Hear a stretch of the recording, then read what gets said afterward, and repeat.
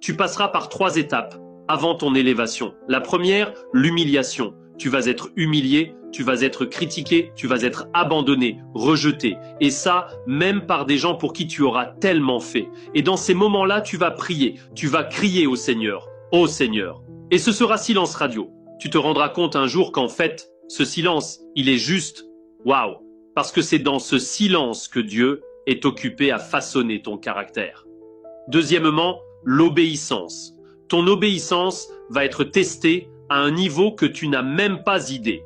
Tu vas devoir pardonner des choses impardonnables. Tu vas devoir aimer des gens qui t'ont fait des choses hyper compliquées.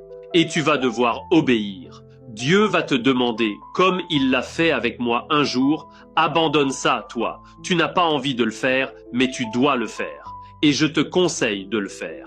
Parce que de toute façon, tôt ou tard, il permettra ton dépouillement. Et tu finiras par perdre de toute façon. Il y a des niveaux, ma sœur, que tu ne pourras pas atteindre sans l'obéissance. Tes forces à toi ne suffiront pas. Obéis, n'aie pas peur et confiance en Dieu. Ta foi va être testée. Ton obéissance, ton cœur, tout, Dieu va tester. Il ne le fait pas au début quand on vient de se convertir.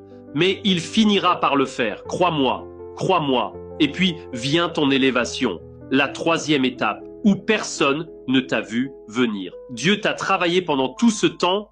Dieu t'expose à la lumière. Ton élévation, c'est soudain. Ça vient vraiment soudainement. Et toutes ces personnes qui t'ont vu galérer, qui ont cru que c'était ta fin, qui ont cru que c'était fini pour toi, qui t'ont vu pleurer, vont tout simplement te voir glorifier le nom de ton Dieu, notre merveilleux Dieu, à longueur de temps en fait. C'est juste merveilleux. C'est un process douloureux, mais ne l'évite pas. Médite là-dessus.